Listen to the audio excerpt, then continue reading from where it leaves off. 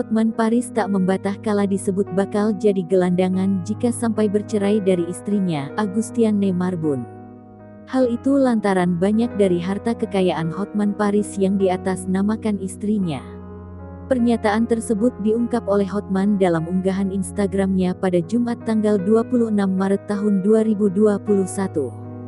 Hotman lalu menjelaskan jika istrinya telah mendapat jaminan jika sampai Hotman berbuat macam-macam.